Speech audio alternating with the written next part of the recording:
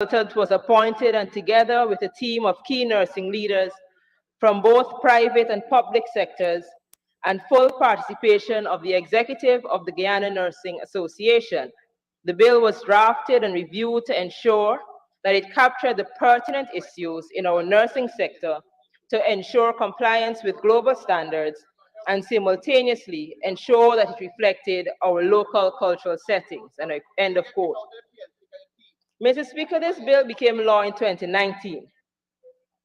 But since the PPP took office, they have decided to pretend as though the law does not exist because they believe it was illegal. I get it, Mr. Speaker. The PPP has chosen to go the political route, that all the bills that became law after December 2018 are illegal. While I wholeheartedly disagree with this notion, I still believe it is their right to believe whatever they choose to. The Honorable Attorney General spent much of his time trying to convince himself and his colleagues that the Nurses and Midwives Act of 2019 is illegal. But what I believe the attorney realizes, but is unable to publicly admit, is that the legality of a bill or act is not determined by the PPP, no matter how good he may find his argument. Only the court can determine the legality of a bill passed in Parliament and assented to by then President Granger. And as far as I'm aware, the court has not been asked, nor has there been any decision by the court on this matter. I believe that the Honorable Attorney General knows that. One, he knows that it was competently and properly passed, and that is why its legal validity can only be terminated by an act of repealing, which we can find in Section 52 of the bill before us.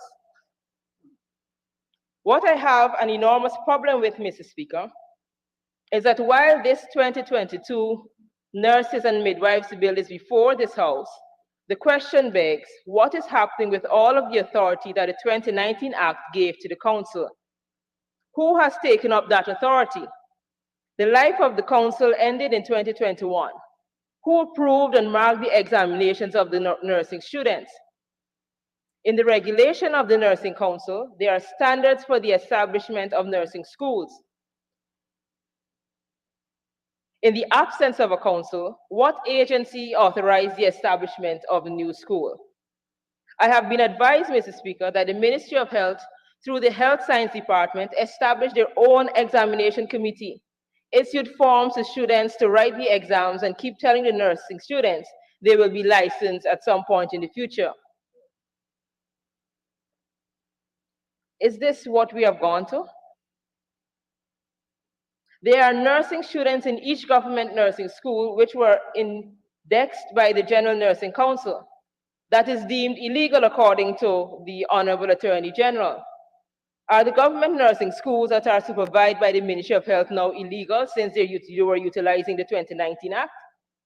In relegating the bill to an illegal status, I hope the Honorable Minister can spend some time informing all the nurses, midwives, specialist nurses, and nursing assistants trained in Guyana who wrote the General Nursing Council exam after 2019 and received license from that organization that he deems illegal, whether those persons are practicing with no valid license.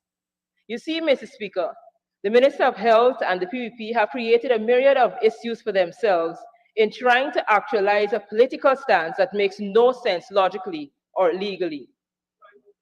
I write it for myself, I can think. You see, Mr. Speaker, this is where we are. The education, examination, and licensing of our nurses and midwives have been in limbo for the past 5 months because of politics. So now we turn to the Nurses and Midwives Bill of 2022.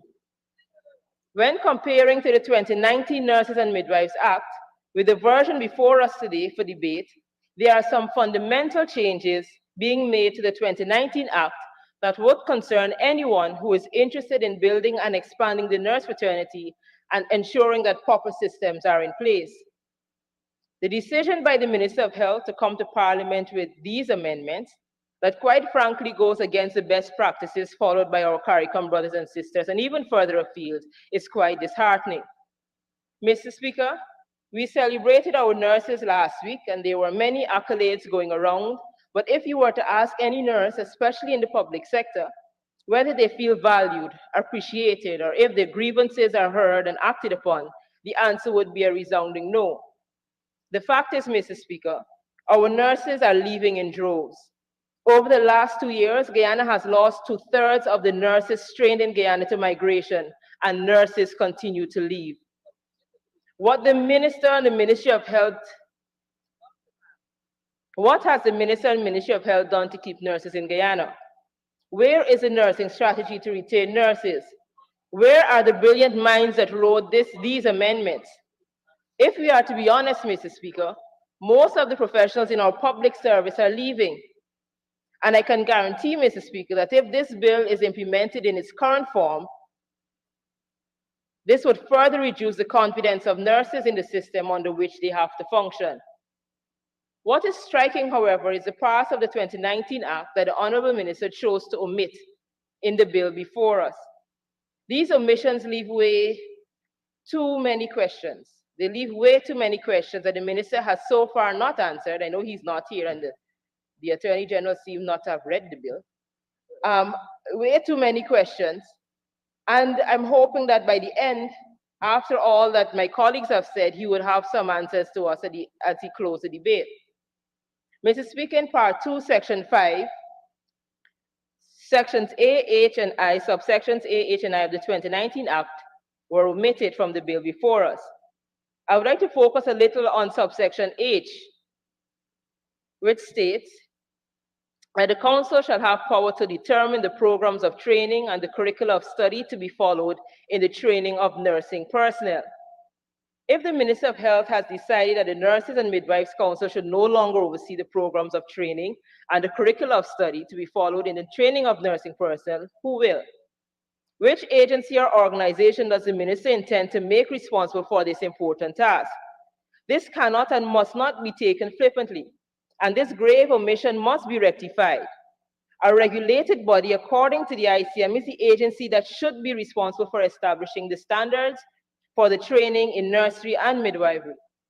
The examinations taken by our nurses cannot be seen as another school-based exam, but rather a licensing exam, which must be done by a licensing agency. That's the medical rule. How do we ensure that the standards are maintained? Who will ensure that whether private or public, the curricula and exams are at a high standard?